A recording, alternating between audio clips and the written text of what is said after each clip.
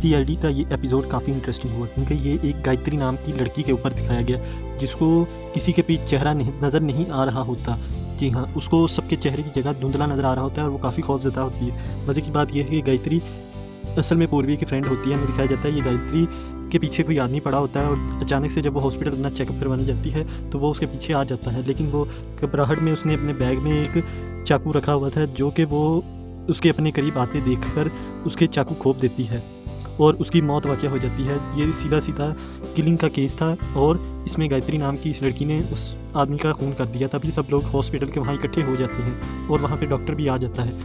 अगले ही सीन में हमें पुराना दिखाया जाता है कि ये चंद दिन पहले का वाक़या है जब एक गायत्री अपनी दोस्त पूर्वी से मिलने एक रेस्टोरेंट में जाती है, लेकिन वो पूर्वी को पहचानने की बजाय आगे दूसरे टेबल पे चली जाती है। तभी पूर्वी उसके पास जाके बैठ जाती है और कहती है कि तुम 2 साल बाद मिली हो लेकिन इतना एटीट्यूड अच्छा नहीं कि तुमने मुझे पहचाना ही नहीं। कहती है कि पूर्वी मैं एक मुसीबत में फंस गई हूँ, वो मुझे मार देगा, मुझे किसी के चेहरे भी नहीं नज़र आते। वो बताती है कि मुझे एक ऐसी बीमारी हो गई है जिसमें मैं अगले इंसान का चेहरा तो नहीं देख सकती, बाकी सब कुछ मुझे नज़र आता है। इतनी देर में एक आदमी चलता हुआ आता है जो कि आंखों से अंधा होता है, यानी ब्लाइंड होता है। गायत्री उसे देख के काफ़ी डर जाती है। तभी वो अपनी दोस्त को बताती है कि जो मुझे मारना चाहता है उसका हुलिया भी सेम टू सेम ऐसा ही है। यानी वो ये सब किस्सा सुना रही होती है कि मुझे और मेरे मंगेतर हम दोनों जा रहे थे तो दोनों का एक्सीडेंट हो गया। मेरे मंगेतर की तो जान चली गई मेरी आंखों के सामने, लेकिन मैं कोमा में चली गई। जब मुझे होश आया तो मेरी आंखों का भी ऑपरेशन हुआ। तभी मुझे किसी का भी चेहरा नज़र नहीं आ रहा, बाकी बॉडी पूरी नज़र आती है, हर चीज़ नज़र आती है, सिर्फ इंसान का चेहरा नज़र नहीं आता। एक ऐसी बीमारी में मुब्तला हो गई हूँ। तभी पूर्वी अगला फैसला करती है और उस गायत्री को सीआईडी ब्यूरो में लेके जाने का फैसला करती है। जब भी वो अपना सारा वाक़या बताती है, कहती है कि जब मैं रातों को सो रही होती हूँ तो मुझे एक फ़ोन आता है और वो कहता है कि मेरे 2 करोड़ रुपये तुमने देने हैं। कहती है कि मैं तुम्हें नहीं जानती। वो बताता है कि तुम्हारे मंगेतर ने मुझसे 2 करोड़ रुपया लिया था और उससे वापसी से पहले उसकी मौत हो गई। अब तुम वो दोगी नहीं तो जान से जाओगी। सीआईडी वालों को ये वाक़या वो अपना सारा किस्सा सुनाती है। सीआईडी वाले काफ़ी शॉक्ड होते हैं। इसी दौरान वो पीछे की तरफ मुड़ती है और क्योंकि उसको किसी का चेहरा नज़र नहीं आ रहा होता है तो इसलिए वो दया को एसीपी समझ के कहती है सर मुझे बचा लें। दया कहता है मैं एसीपी नहीं हूँ। वो फिर अभिजीत की तरफ जाकर कहती है कि एसीपी सर मुझे बचा लें। तभी पूर्वी उसको असल एसीपी प्रद्युमन के पास लेके जाती है, कहती है ये एसीपी सर।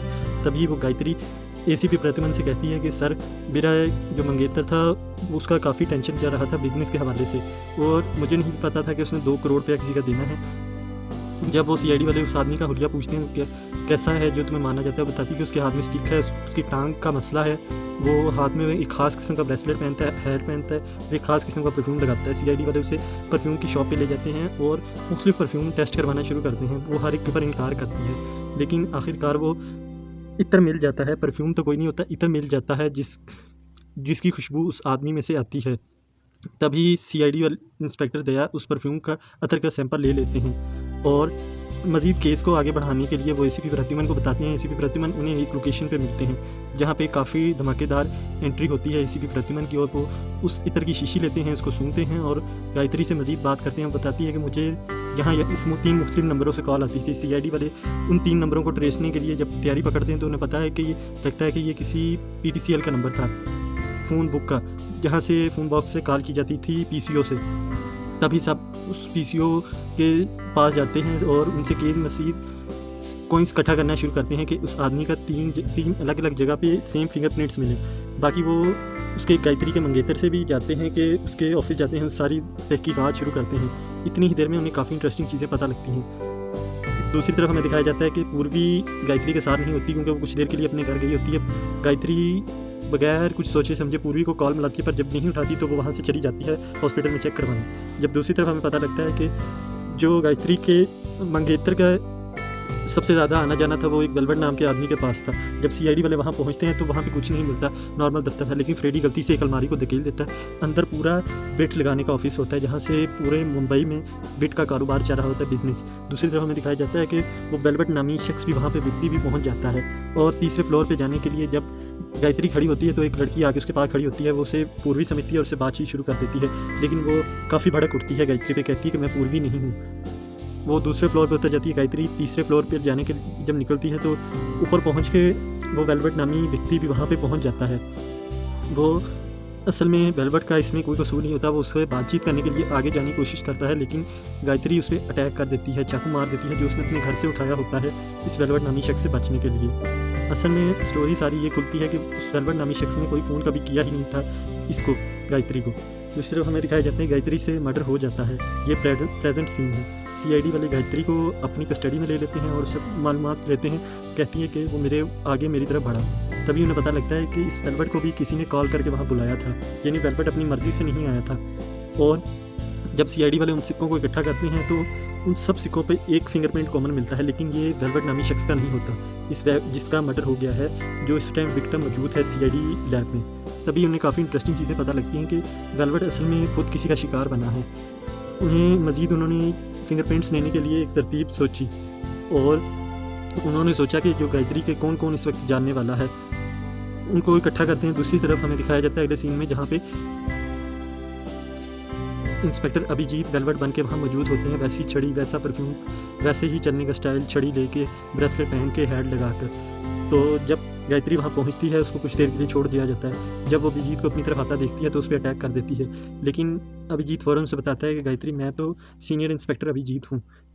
तभी वो कहती है कि आप लोगों ने ये मेरे साथ क्यों किया। तब वो बताते हैं सीआईडी वाले कि हमें तुम्हारे साथ ऐसा करना पड़ा क्योंकि वेलवेट ने कभी तुमसे 2 करोड़ की डिमांड की ही नहीं, उसने कभी तुम्हें कॉल की ही नहीं। ये कॉल कोई और कर रहा था, असल में उसे वेलवेट से बदला लेना था और उसने तुम्हारा इस्तेमाल किया, तुम्हारी इस बीमारी का। तभी एसपी प्रद्युमन उससे पूछते हैं कौन कौन तुम्हारा इस बीमारी के बारे में जानता है। बताती है कि मेरा दोस्त, मेरा ऑफिस का बॉस, डॉक्टर और चंद एक नर्सेस जो कि मेरी केयर कर रहे थे इस ऑपरेशन के दौरान।